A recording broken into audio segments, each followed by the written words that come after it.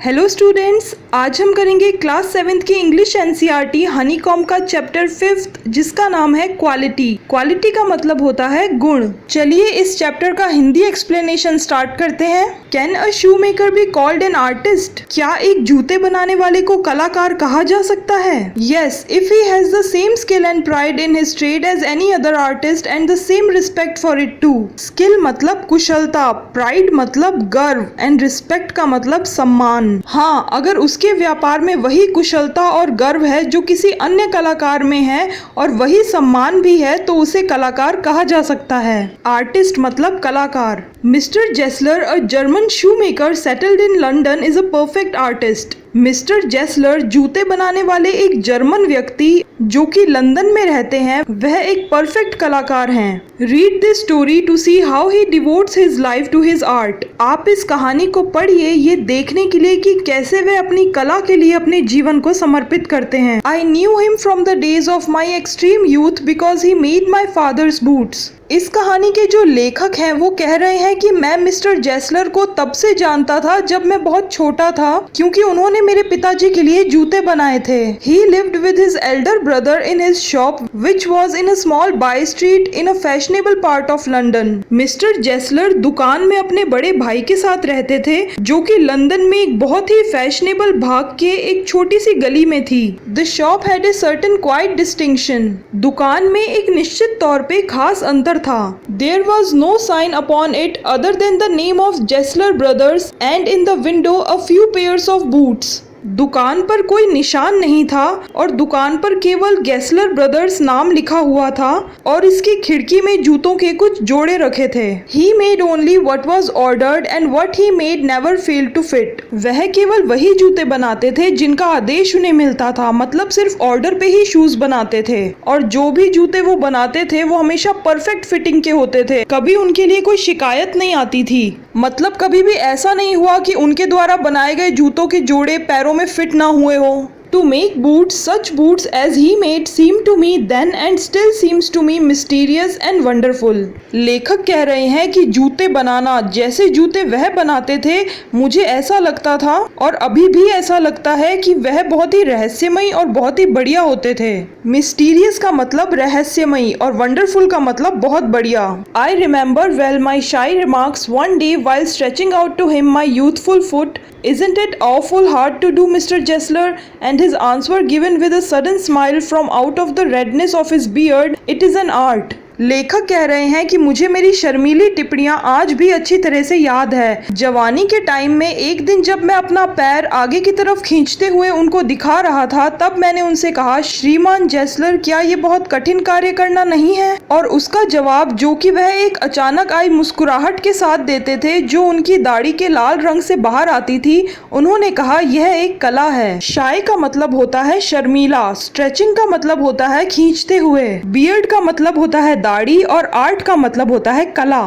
It was not possible to go to him very often. His boots lasted terribly. उनके पास बार बार जाना संभव नहीं था क्योंकि उनके द्वारा बनाए गए जूते बहुत लंबे समय तक टिकते थे। Having something beyond the temporary, some essence of boot stitched into them. उनके बनाए हुए जूते टेम्परेरी, अस्थायी जूतों से काफी ऊपर होते थे। उनमें जूतों का कोई सार तत्व सिला जाता था।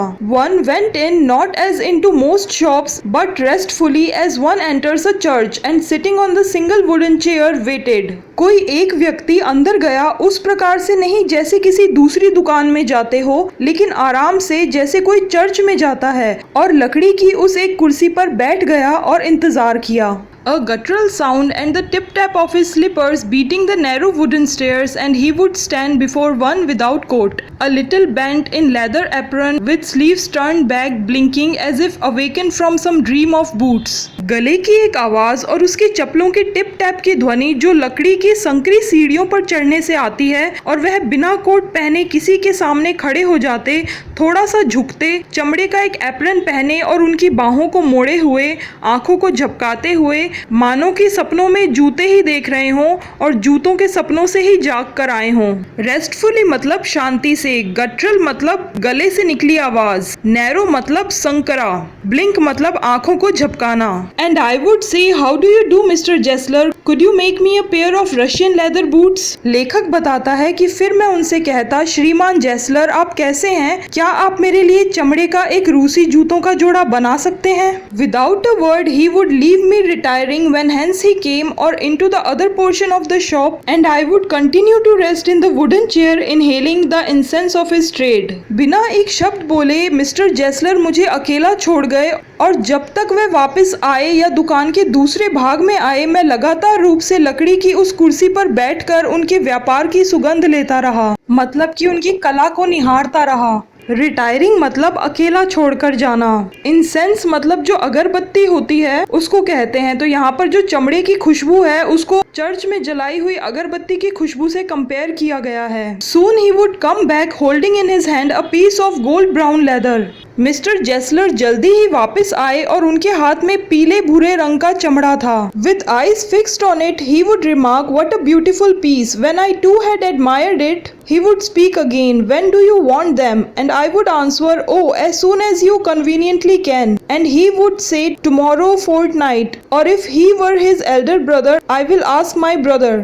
मिस्टर जेसलर की आंखें उस पीले भूरे रंग के चमड़े के टुकड़े पर जमी हुई थी और उन्होंने टिप्पणी की, कितना सुंदर टुकड़ा है। जब मैंने भी उस चमड़े के टुकड़े की प्रशंसा की, वह फिर से बोले, आपको यह कब तक चाहिए? और फिर मैंने जवाब दिया, ओह, जितना जल्दी और आसानी से आप दे सकें। और फिर उन्होंने कहा, कल के पखवाड़े में। और अगर कभी शॉप पर उनके बड़े भाई होते तो वो कहते कि मैं अपने भाई से पूछूंगा कि कब तक आपको शूज बना के दे दिए जाएंगे। Then I would murmur, "Thank you. Good morning, Mr. Jessler." "Good morning," he would reply, still looking at the leather in his hand. लेखक कहता, फिर मैं धीरे से बुदबुदाता, धन्यवाद, आपको गुड मॉर्निंग श्रीमान जेसलर। वह जवाब देते, गुड मॉर्निंग। वह अभी भी अपने हाथ में उस चमड़े के टुकड़े को देख रहे थे। And as I moved to the door, I would hear the tip-tap of his slippers going up the stairs to his dream of boots. और जैसे ही मैं दरवाजे के पास गया, मैं सुन सकता था उनकी चप्पलों की टिप टैप जो सीढ़ियों के ऊपर जा रही थी। और मिस्टर जेसलर अपने जूतों के सपनों में लौट गए, मतलब वो उस जगह वापस चले गए सीढ़ियों से ऊपर चढ़ के जहाँ पर बैठकर वो जूते बनाया करते थे। I cannot forget that day on which I had occasion to say to him,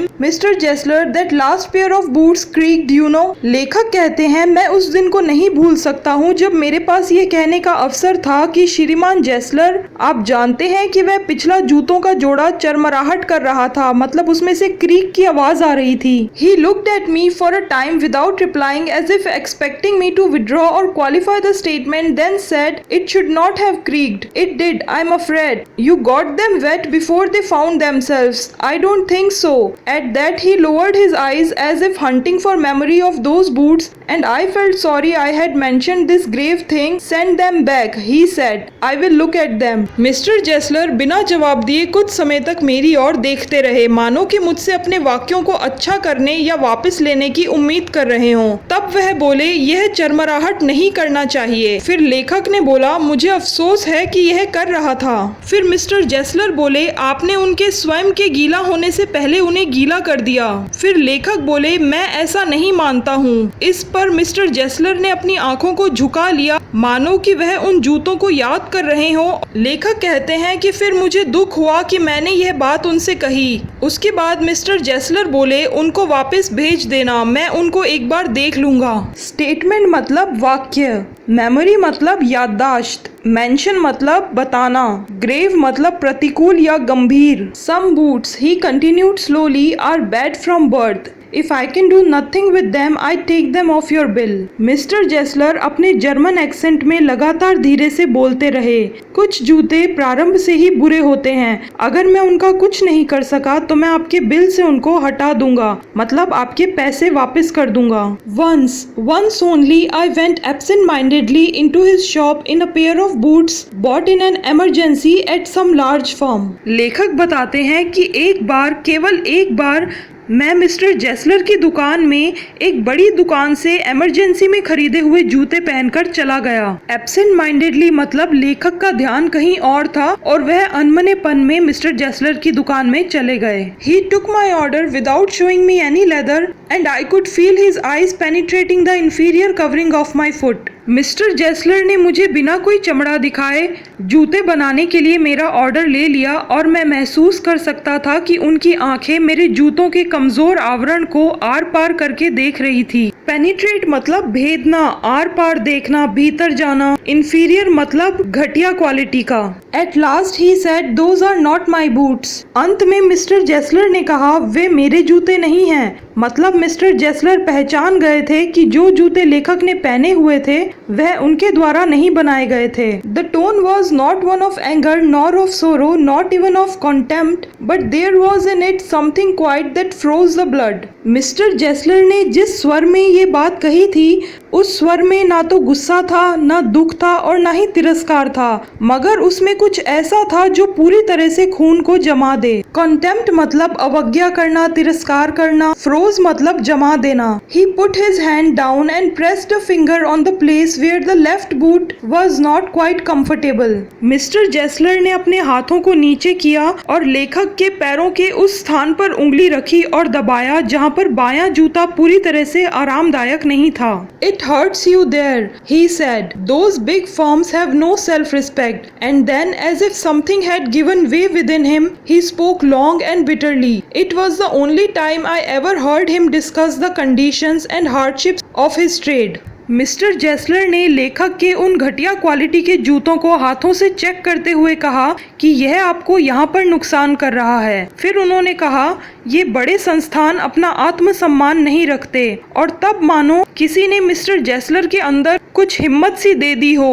वे बहुत देर तक और कड़वाहट से बोलते रहे। लेखक कहते हैं कि ये केवल एकमात्र समय था जब उन्होंने मिस्टर जेसलर को उनके व्यापार की दशाओं और कठोरताओं पर चर्चा करते हुए सुना था। हार्डशिप्स मतलब कठोरता, ट्रेड मतलब व्यापार। They get it all, he said. They get it by advertisement, not by work. They take it away from us who love our boots. It comes to this, presently I have no work. Every year it gets less. You will see. फिर mister जेसलर बोलते उनको वह सब मिलता है, उनको यह विज्ञापन से मिल जाते हैं, कार्य करने के द्वारा प्राप्त नहीं होते। वह इसे हमारे पास से ले जा रहे हैं जो हमारे जूतों को पसंद करते हैं, जो हमारे जूतों को प्रेम करते हैं। अब बात यहाँ तक आ गई है कि इस समय मेरे पास कोई कार्य नहीं है। प्रत्येक साल यह काम कम होता जा रहा है, आप यह देखेंगे। ये सब बातें मिस्टर जेसलर लेखक को बता रहे थे बड़ी कंपनियों के बारे में कि कैसे बड़ी बड़ी कंपनियां एडवर्टाइजमेंट करके, विज्ञापन करके उनके कस्टमर्स धीरे धीरे ले जाती जा रही है। और बात यहाँ तक आ गई है कि अब उनके पास कोई काम नहीं बचा क्योंकि हर साल कस्टमर्स कम होते जा रहे हैं। और मिस्टर जेसलर्स जो थे वो बिल्कुल भी विज्ञापन नहीं दिखाते थे, बिल्कुल एडवर्टाइजमेंट नहीं करते थे अपने जूतों का। और जो बड़ी कंपनियां थी वो एडवर्टाइजमेंट बहुत करती थी लेकिन उनके जूतों की क्वालिटी एकदम बेकार होती थी। वहीं पर मिस्टर जेसलर की जो जूतों की क्वालिटी होती थी वो सबसे बढ़िया, एकदम परफेक्ट होती थी। And looking at his lined face, I saw things I had never noticed before, bitter things and bitter struggle. And what a lot of grey hairs there seemed suddenly in his red beard. आगे लेखक बोलते हैं कि mister जेसलर के रेखाएं पड़े हुए चेहरे की ओर मैंने देखा। मैंने उन बातों को ध्यान से देखा जिनको मैंने पहले नहीं देखा था। कड़वी बातें और कड़वा संघर्ष, और कितने अधिक सफेद बाल जो अचानक से उनकी लाल दाढ़ी में प्रतीत हो रहे थे। लाइन्ड फेस मतलब चेहरा जिन पर रेखाएं हों। स्ट्रगल मतलब संघर्ष।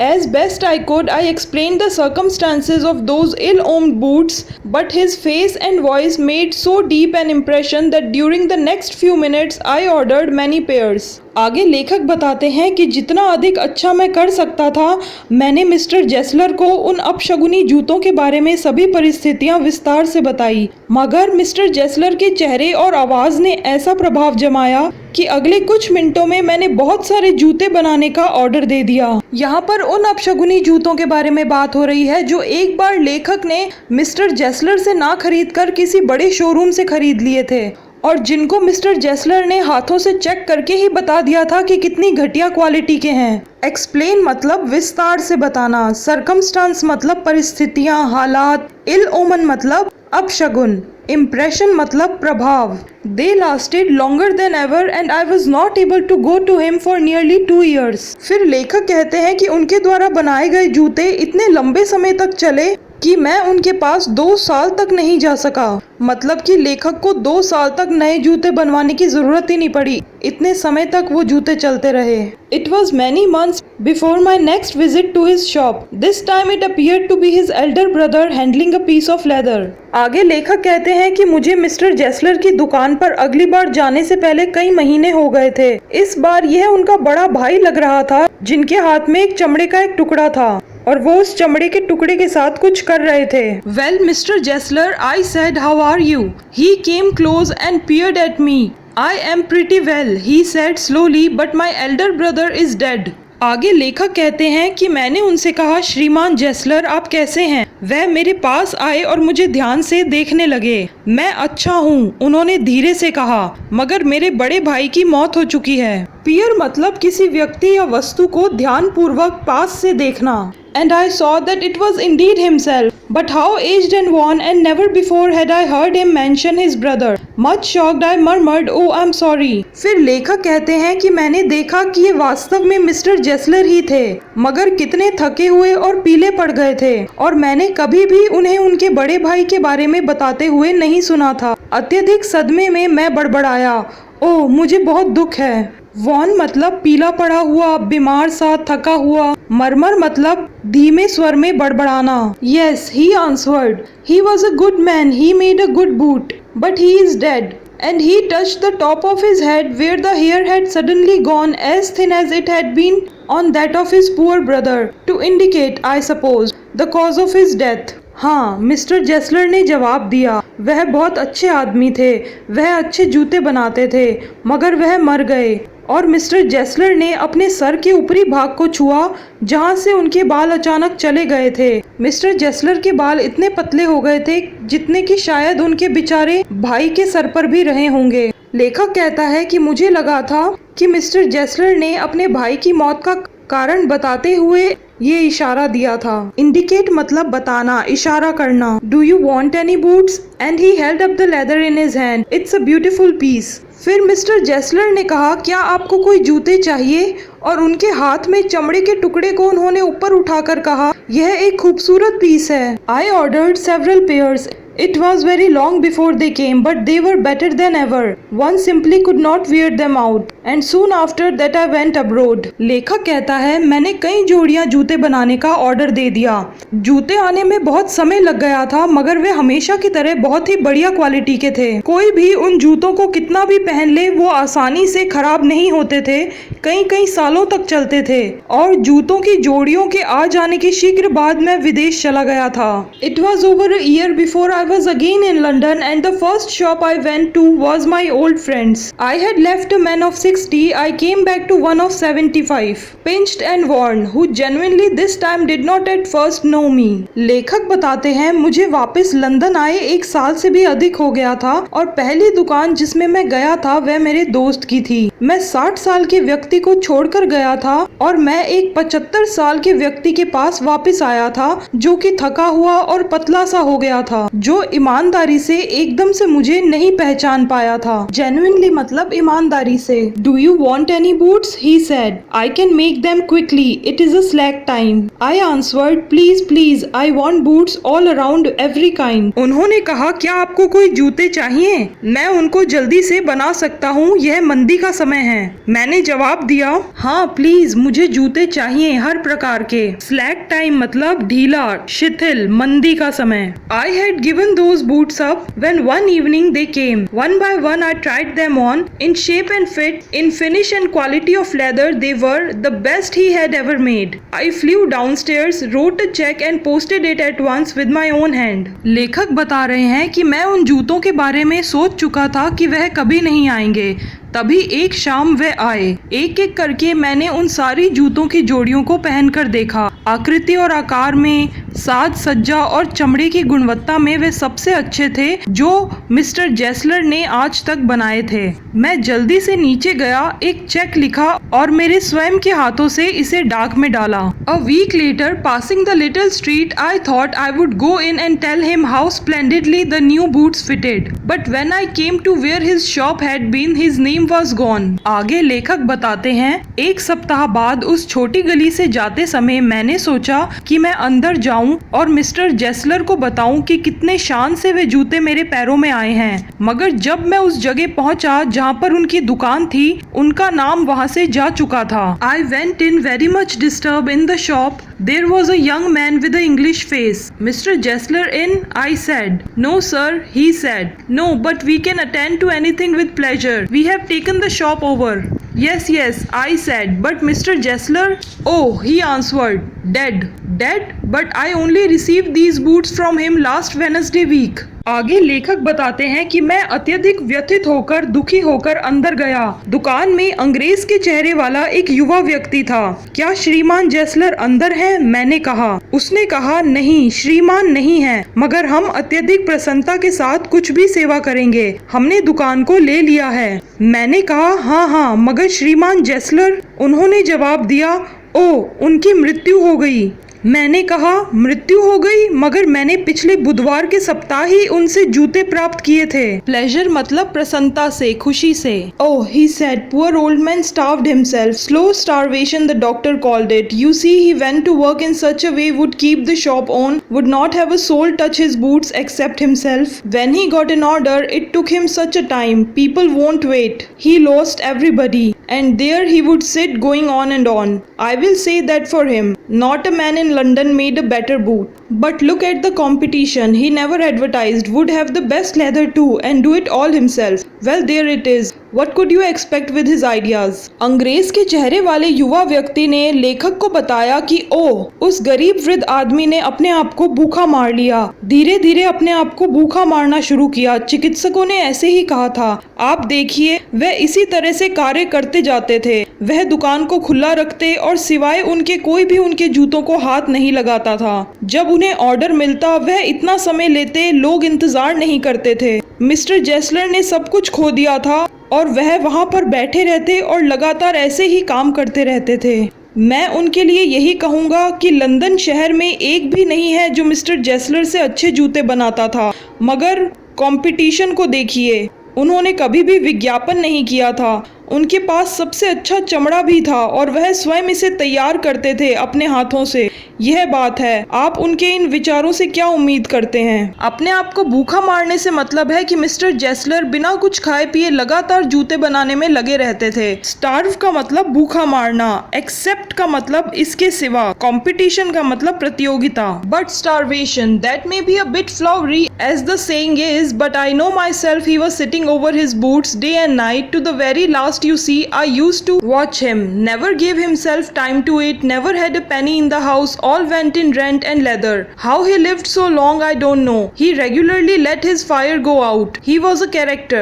but he made good boots. Yes, I said he made good boots. वह अंग्रेज के चेहरे वाला युवा व्यक्ति लेखक को आगे बताता है कि मिस्टर जेसलर के विचारों से आप क्या उम्मीद करते हैं? केवल भुखमरी? जैसे कहावत है, इसे थोड़ा अच्छे से बता सकते हैं, मगर मैं खुद जानता हूँ कि मिस्टर जेसलर यहाँ पर दिन और रात जूतों के कार्य में बैठे रहते थे। बिल्कुल अंत तक वे यही कार्य कर रहे थे। मैं उन्हें बहुत ध्यान से देखता था। मिस्टर जेसलर अपने आप को खाने के लिए समय भी नहीं देते थे। घर में एक पैसा भी नहीं था। सारे पैसे दुकान की किराए और चमड़ा खरीदने में चले जाते थे।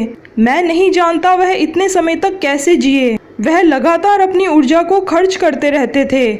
मिस्टर जेसलर बिल्कुल अलग ही व्यक्तित्व के थे, मगर उनसे अच्छे जूते कोई नहीं बनाता था।